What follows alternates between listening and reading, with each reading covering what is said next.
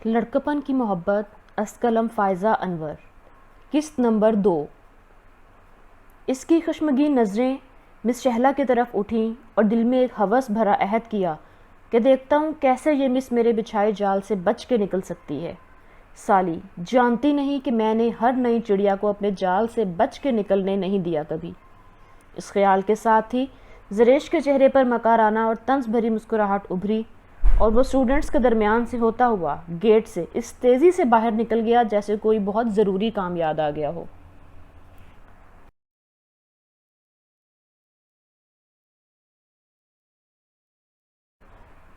اور مومن عورتوں سے کہہ دیں اپنی کچھ نگاہیں نیچی رکھیں اور اپنی شرم گاہوں کی حفاظت کریں اور اپنی زینت ظاہر نہ کریں مگر جو اس میں سے ظاہر ہو جائے، اور اپنی اوڑھنیاں اپنے گریبانوں پر ڈالے رہیں اور اپنی زینت ظاہر نہ کریں مگر اپنے خامدوں کے لیے یا اپنے باپوں یا اپنے خامدوں کے باپوں یا اپنے بیٹوں یا اپنے خامدوں کے بیٹوں یا اپنے بھائیوں یا اپنے بھتیجوں یا اپنے بھانجوں یا اپنی عورتوں کے لیے یا ان کے لیے جن کے ممالک ان کے دائیں ہاتھ بنے ہیں، یا تابع رہنے والے مردوں کے لیے جو شہوت والے نہیں، یا ان لڑکوں کے لیے جو عورتوں کے پردے کی باتوں سے واقف نہیں ہوئے اور اپنے پاؤں زمین پر نہ ماریں تاکہ ان کی وہ زینت معلوم ہو جو وہ چھپاتی ہیں، اور تم سب اللہ کی طرف توبہ کرو اے مومنو تاکہ تم کامیاب ہو جاؤ۔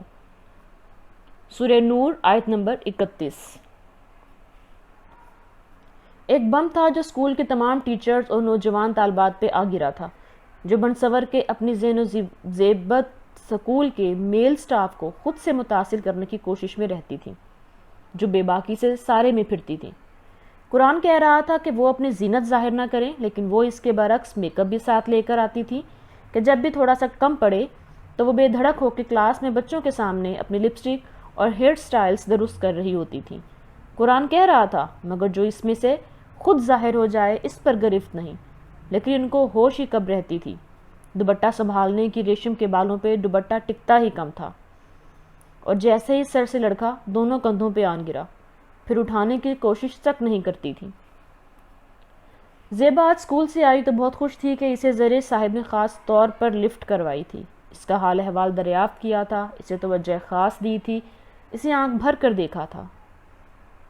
اسے لگ رہا تھا جیسے اس کا دنیا میں آنے کا مقصد مکمل ہو گیا ہو۔ اس کے قاعدے کے مطابق جس انسان کا اچھا دوست ہو، اسے پیار دینے والا ہو، اسے خاص رکھنے والا ہو، وہی کامیاب انسان ہے، اسی کی دنیا ہے۔ یہ باتیں اسے ہواؤں میں اڑانے کے لیے کافی تھیں، اور ویسے بھی رات کی ٹھنڈی پراسرار ہوا نے اس کے دل کے تار چھیڑ دیے تھے۔ باہر بھی ہوائیں رقص کر رہی تھیں اور دل کا موسم بھی خوشگوار تھا۔ صرف اتنی سی بات پہ کہ اسے کسی نے اہمیت دی تھی، اس کے پار نام سے بلایا تھا، اس کو توجہ دی تھی، اس کی نظر میں وہ خاص تھی۔ زیبا اسکول سے گھر آنے کے فوراً بعد زریش نے اسے پکارا جیسے ایک دیوانہ اپنے محبوب کو پکارتا ہے۔ اسے مکمل نام سے اپنا نام سننے کی کتنی خواہش تھی، لیکن اسے لگتا تھا کہ گھر والے اس کی عزت نہیں کرتے۔ وہ تو انمول تھی، باہر سے اسے کتنی عزت مل رہی تھی، اسے اس گھر میں پیدا ہی نہیں ہونا تھا۔ کسی اونچے گھر میں پیدا ہوتی جنہیں نام پکارنے کی تمیز تو ہوتی۔ اپنوں سے بدگماں، غیروں سے محبت کی پینگیں بڑھانے کے لیے وہ قدم اٹھانے لگی تھی، لیکن وہ اس بات سے بے خبر تھی جب اسے غیر آسمان تک لے جا کر نیچے گرائیں گے تو اٹھائیں گے اسے گھر والے ہی۔ ایک غلطی، ایک غلط قدم ہمیں سالوں پیچھے جا پھینکتا ہے اور ہمیں پتہ بھی نہیں چلتا۔ زیبا اپنی اس ابتدائی خوشی پہ ہی نہال ہو رہی تھی، لیکن اسے الرٹ کرنے کے لیے اللہ کا حکم نازل ہو چکا تھا۔ اللہ کے اشارے، سائن سب کو ملتے ہیں، لیکن ان اشاروں کو سمجھنے عقل والے ہی ہیں۔ اس نے موبائل رکھ کے جلدی سے کام نپٹائے کیونکہ اسے یقین تھا کہ آج کی ساری رات ایک خوبصورت انسان اس کے دسترس میں رہے گا، اس کی ہر چھوٹی سے چھوٹی بات پوری توجہ سے سنے گا اور اسے خاص اپنائیت سے محسوس ہونے لگی جیسے وہ صدیوں سے ایک دوسرے کو جانتے ہوں۔ دل میں سکون بھی تھا اور دل کے کونے میں خوف بھی۔ اللہ کا خوف؟ نہیں، اللہ تو کہیں ہوتا ہی نہیں دنیا کو پوجنے والوں کے دماغ میں۔ ماں باپ کا خوف؟ ہاں، لیکن ماں باپ کے ساتھ خیانت کرتے ہوئے کچھ شرم آئی تھی۔ وہ جیسے ہی بستر پہ لیٹی کہ اب فرصت سے بات کرے گی، لیکن ماں نے دیر تک جاگنے سے منع کیا تو بہانہ کر دے گی کہ اسکول کا کچھ کام ملا ہے۔ واٹس ایپ آن کرتے ہی ایک نمبر کی چیٹ پہ سٹیٹس شو ہو رہا تھا۔ سٹیٹس دیکھنا اس کا جنون تھا۔ لیکن اب ایک ایسا سلسلہ شروع ہو رہا تھا جو یا تو اسے مکمل مار دے گا یا مکمل زندہ کر دے گا اس کے مردہ ضمیر کو۔ اس نے جلدی سے اسٹیٹس اوپن کیا تو سامنے لکھے لفظ ہتھوڑے کی طرح اس کے ذہن سے جا ٹکرائے۔ اے ایمان والو، شیطان کے قدموں کی پیروی نہ کرو، اور جو شیطان کے قدموں کی پیروی کرتا ہے تو بے شک شیطان تو بے حیائی اور بری بات ہی کا حکم دے گا۔ اوہو، یہ 30 سیکنڈ کی ویڈیو اور تلاوت میری سمجھ سے بالا تر ہے۔ یہ سوچتے ہوئے وہ واپس چیٹ پہ آئی اور زیش کی چیٹ اوپن کر کے دوبارہ اپنا نام پڑھنے لگی۔ ہم نے سنت پر عمل کرنا چھوڑ دیا ہے۔ جو ہمیں نام سے پکارے، اس کے نشے میں ہم سلام کی اہمیت بھول جاتے ہیں، فراموش کر دیتے ہیں۔ ہمارے لیے ہمارا وقت اہم سلام پہ عمل کرنے والے اور بہت ہیں۔ یا پھر ہم جوانی تو انجوائے کرتے ہیں، بعد کی بعد میں دیکھی جائے گی، ابھی تو عمر پڑی ہے۔